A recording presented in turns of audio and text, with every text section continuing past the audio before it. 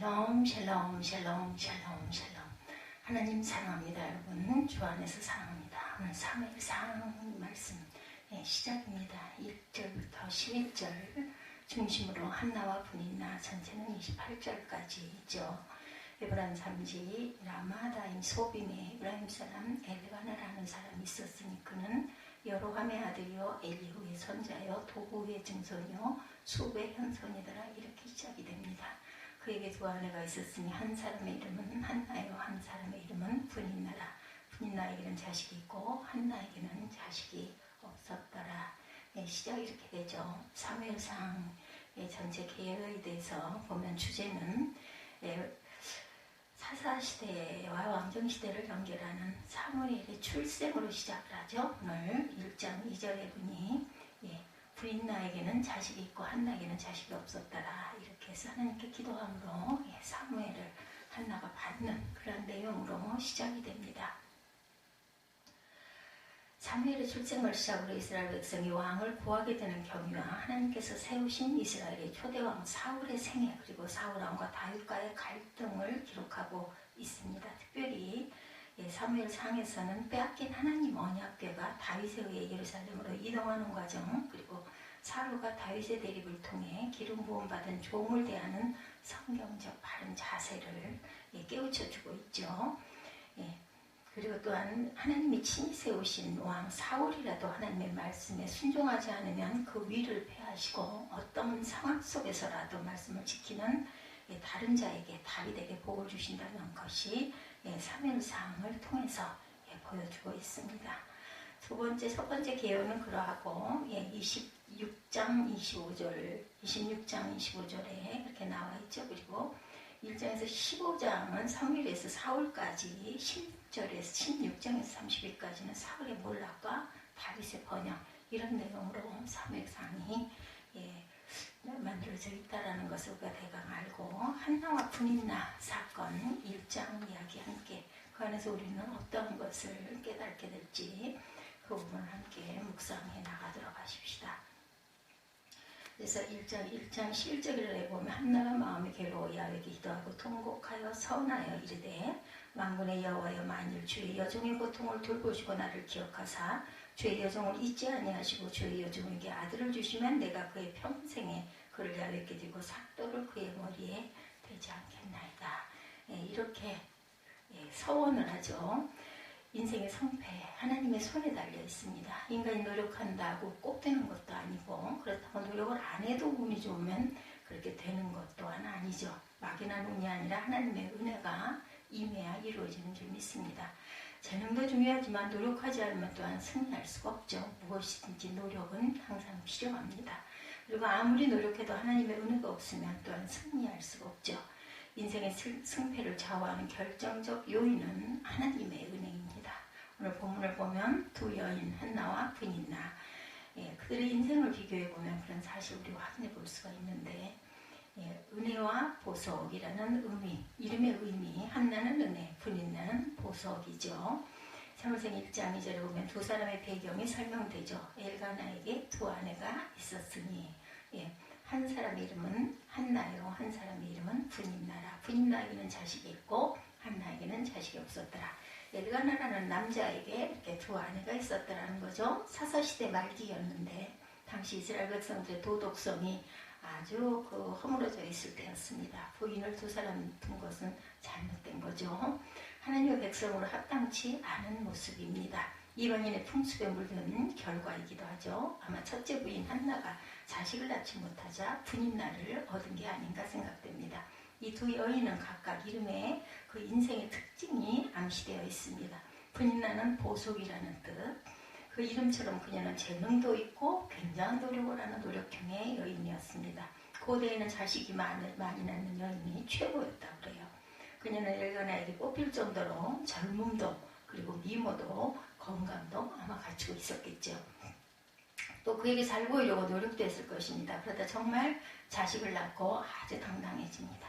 반면에 한나는 나이가 많도록 자식을 낳지 못했고 분인나에 비해 건강도 미모도 부족하지 않았을까.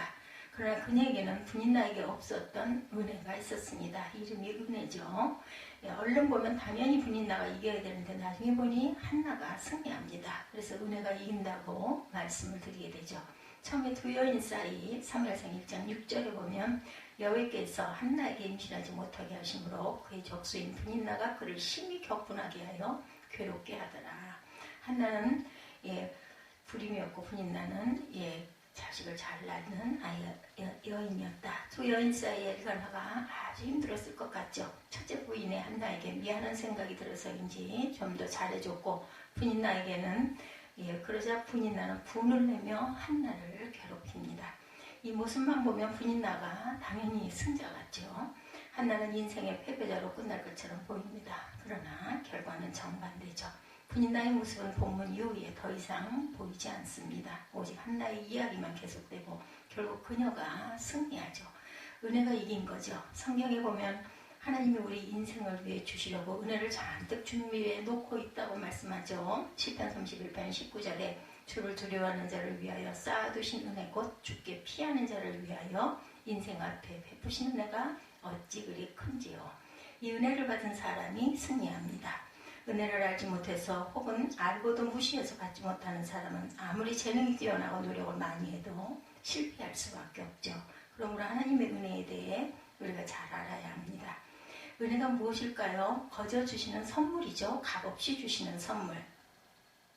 하나님은 창조주로 절대 주권자로 모든 피조물과 인간에게 은혜를 베푸십니다. 그래서 우주 만물이 움직이고 인간도 생존할 수가 있죠.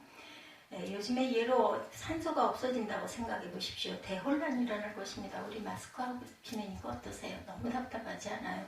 저는 이게 훈련이 안 돼서 그런지 마스크를 쓰면 아주 너무너무 힘이 듭니다.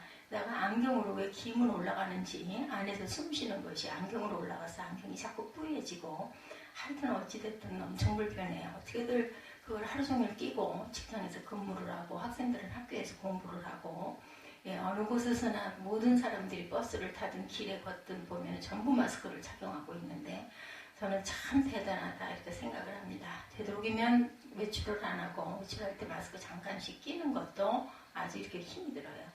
자동차에서 혼자 운전을 할 때는 저는 당연히 마스크를 벗고 끼었다가 그냥 벗어놓고 운전을 하고 내리면 또 이제 마스크를 착용을 합니다. 산소 자체도 하나님의 은혜고 여타의 많은 은혜들이 산소처럼 눈에 잘 보이지 않지만 생존에 결정적입니다. 그거 없으면 우리는 단 몇 분을 못 견디죠. 은혜는 두 가지가 있죠. 일반 은혜, 특별 은혜. 일반적으로 모든 사람에게 주어진 은혜와 특별한 사람에게 스페셜 그레이스라고 얘기하죠. 커먼 그레이스, 일반 은혜.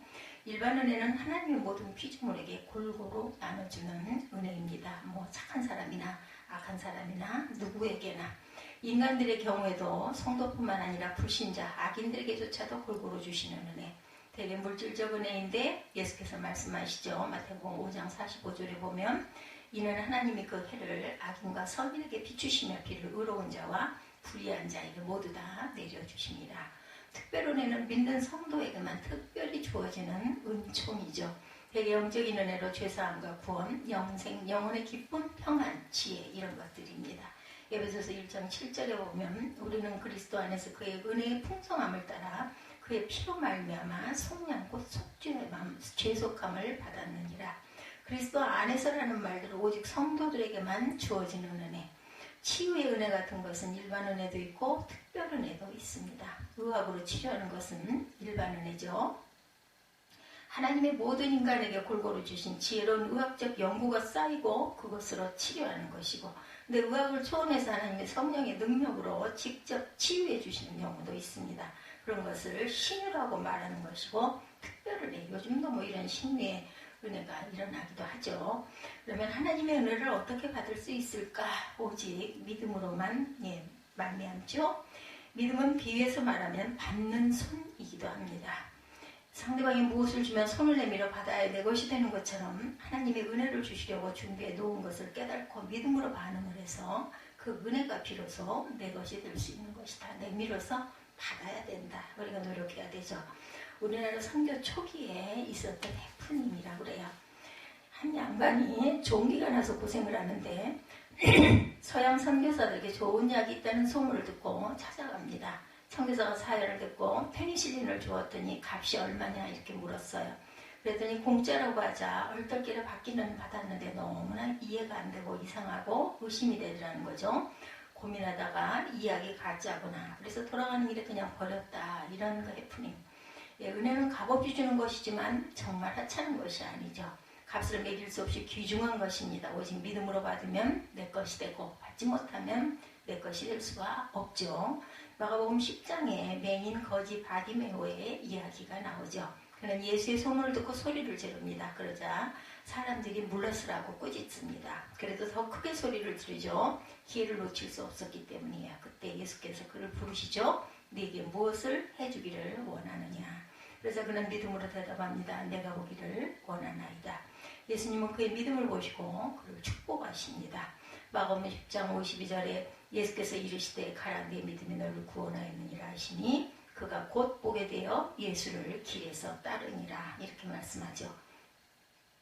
은혜를 받는 것은 바로 이런 것입니다. 그렇다고 노력을 안 해도 된다는 말은 아닙니다. 노력을 하되 은혜를 사모하면서 믿음으로 하나님을 바라볼 때 은혜가 임합니다. CCM 찬양 은혜 아니면이라는 작곡자 조성훈 씨의 이야기입니다.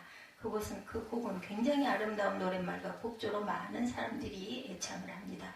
중국어로도 번역되어서 많은 중국인들이 부른다고 하죠.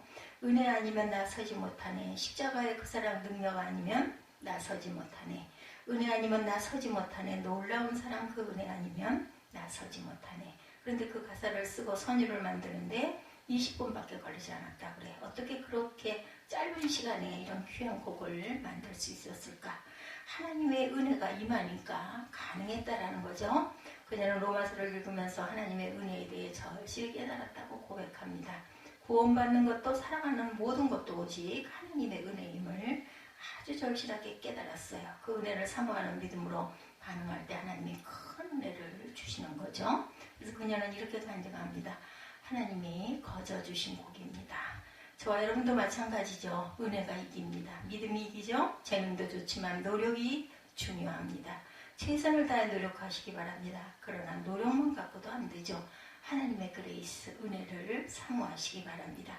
최선을 다해 노력하면 하나님의 은혜가 임한다라는 거죠. 뭐라고요? 스페셜 그레이스. 그리고 일반 은혜는 커먼 그레이스. 제가 오늘 하나 이거 외우고 갈 겁니다. 믿음으로 반응하며 그 은혜를 받으시기 바랍니다. 그럴 때 한나처럼 부족하고 연약하고 고통스러운 현실 가운데서 반드시 이렇게 연약한 여인도 승리하는 그러한 믿음, 귀한 믿음으로 여러분들 오늘 하루도 승리하시기를 주의 이름으로 축복합니다.